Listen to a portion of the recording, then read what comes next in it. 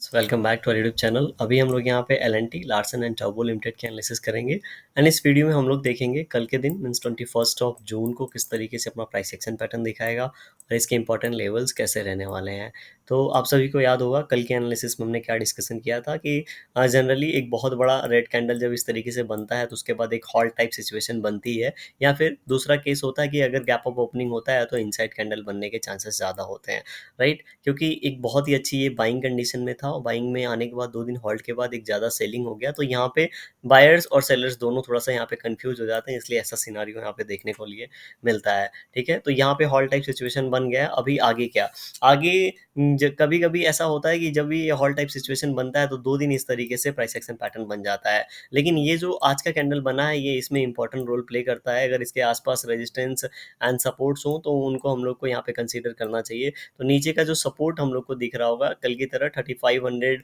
35 के आसपास, 3500 35 के आसपास का नीचे की ओर हमारे पास सपोर्ट है एंड ऊपर की ओर देखेंगे रेजिस्टेंस अगेन, तो अभी हम लोग 15 मिनट टाइम फ्रेम पे देखेंगे, लेकिन उसके पहले वन डे टाइम फ्रेम पे देखेंगे तो 3635, ठीक है, 3635 के आसपास है। तो हम लोगों को क्या करना है, हम लोगों को कुछ नहीं करना है, इसका हाई और लो मार्क कर लेते हैं। अभी इसका हाई लगा है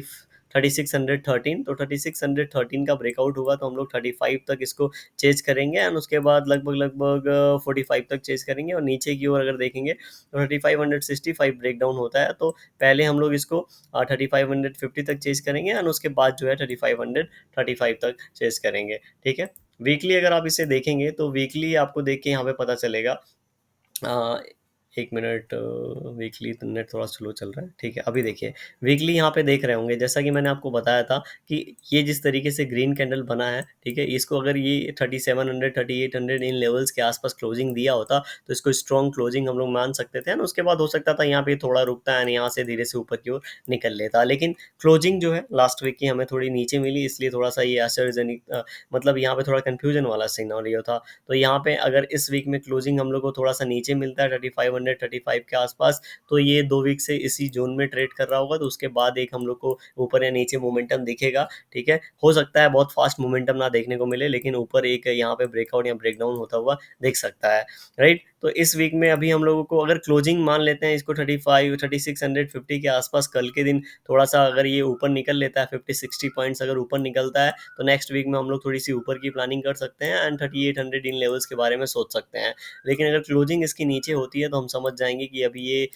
इस मूड में नहीं है, क्योंकि ऑलरेडी यहाँ पे देखिए बायर्स ने ट्राई किया, सेलर्स ने ट्राई किया, बायर्स ने ट्राई किया, फिर से सेलर्स ट्राई कर रहे हैं। अगर सेलर्स यहाँ पे इसको 3550 3500 के आसपास क्लोजिंग लाने की कोशिश में कामयाब हो जाते हैं, तो यहाँ पे बायर्स फिर जल्दी हाथ नहीं लगाएंगे कि ऑलरेडी यहाँ पे ऑलरेडी उसने ट्राई कर लिया है, यहाँ पे भी ट्राई किया है, तो थोड़ा सा इसको ढील दे देंगे, यहाँ पे थोड़ा सा फ्री छोड़ देंगे, फ्री फॉल होने देंगे, और यहाँ पे ये फिर 3400 35 इन लेवल्स को हो सकता है रिटेस्ट करके इसके बीच में फिर ऊपर की ओर निकले। लेकिन अगर क्लोजिंग अगर हम लोग को 3500 3650 के आसपास मिलता है, थोड़ा और ऊपर भी मिल जाता है, तो हम लोग ऐसा मान सकते हैं कि सेलर्स ने यहाँ पे इस कैंडल में ट्राई किया, लेकिन लास्ट में यहाँ पे बायर्स ने इनको डिफीट करके क्लोजिंग ऊपर दिया है। तो जब भी ये लेवल निकालेगा तो हम लोग ऊपर की आराम से प्लानिंग कर सकते हैं और कॉन्फिडेंटली प्लानिंग कर पाएंगे, क्योंकि इसका प्रोबेबिलिटी तब ऊपर जाने का बढ़ जाएगा, राइट। तो अब हम लोग 15 मिनट टाइम फ्रेम पे इसे देख लेते हैं।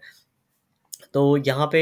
कल के दिन जो होगा, ठीक है, कल के दिन हम लोग वीकली इसकी एनालिसिस करेंगे, तब हम लोग देखेंगे नेक्स्ट वीक में पूरा किस तरीके से मोमेंटम दिखाएगा। ले आज 15 मिनट टाइम फ्रेम पे अगर आप देखेंगे तो बहुत ज़्यादा यहाँ पे लगभग इसी कैंडल पे यहाँ पे आज जहाँ पे ओपनिंग हुई थी उसके आसपास ही पूरा का पूरा हम लोगों को मोमेंटम देखने को मिला है, क्योंकि आज मॉर्निंग में ये ऊपर निकलने की कोशिश किया था लेकिन ऊपर निकल नहीं पाया और यहीं पे रह गया। तो कल का दिन हमारे लिए एक इम्पोर्टेंट रोल इसलिए प्ले कर सकता है, एक बात याद रखेंगे, अगर ये यहाँ पे थोड़ा सा गैप अप ओपनिंग हो जाता है, 3630 के आसपास भी गैप अप ओपनिंग होता है, तो ये एक इंपॉर्टेंट रेजिस्टेंस का काम कल भी करने वाला है और ये एक इंपॉर्टेंट सपोर्ट का कल काम करेगा। तो ये इसके बीच में कहीं ना कहीं क्लोजिंग दे देगा, ये इसकी प्रॉबिलिटी नजर आ रही है, राइट। किसकी प्रॉबिलिटी नजर आ रही है, अगर बीच में कहीं पे गैप अप ओपनिंग होता है तो इसके बीच में इसके क्लोज होने की प्रॉबिलिटी नजर आ रही है। लेकिन लेकिन अगर ये यहाँ पे फ्लैट ओपन होता है और यहाँ पे देख रहे हैं इस तरीके से ट्रेंड लाइन बना है, लेकिन हम लोग ट्रेंड लाइन यहाँ फॉलो नहीं करेंगे, हम लोग ये नीचे का लो फॉलो करेंगे जो कि 3564 है, ठीक है। तो यहाँ पे जैसे ही 3564 को ये ब्रेक करेगा, यहाँ पे हम लोग को थोड़ा तेजी से सेलिंग देखने को मिल सकता है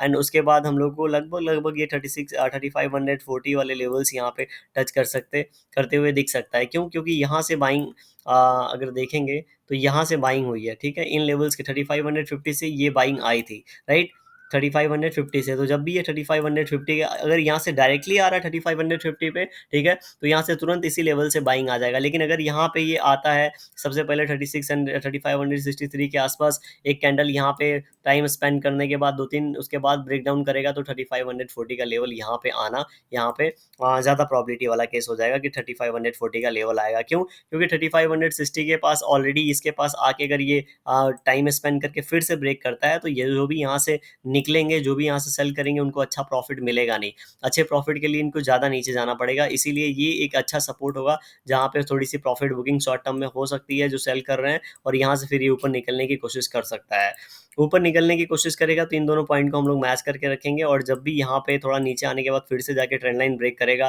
ट्रेंड लाइन के साथ साथ हमको 3600 का लेवल ब्रेकआउट होते हुए देखना है, एंड उसके बाद ही हम लोग कुछ इसके ऊपर की प्लानिंग ऊपर कर सकते हैं, ठीक है। कितना लेवल याद रखना है, तो 3600 का लेवल हम लोग यहाँ पे याद करके चलेंगे। जब ये लेवल ब्रेक होगा तब हम मान के चलेंगे अब धीरे धीरे फिर से ये ऊपर की ओर निकल रहा है, क्योंकि हो सकता है ये अच्छे टाइम फ्रेम में, थोड़े बड़े टाइम फ्रेम में इस तरह के चैनल पैटर्न में फंसे, राइट। ऊपर की बात करेंगे तो ऊपर की हमने बात कर ली है, इनसाइड कैंडल बनाने की प्रॉबिलिटी हायर है, और नीचे की भी ऑलरेडी हमने बात कर ली है, ठीक है। मेन रेजिस्टेंस जो अभी हम लोग को देखने को मिलेगा और 3700 से लेके 3720 के बीच में मिलेगा। तो देखते हैं कल के दिन ये किस तरीके से प्राइस एक्शन पैटर्न दिखाता है। वीडियो कैसी लगी कमेंट सेक्शन में बताइएगा, पसंद आई वीडियो लाइक कर सकते हैं, चैनल पर नए होंगे सब्सक्राइब कर सकते हैं। Thank you for watching this video.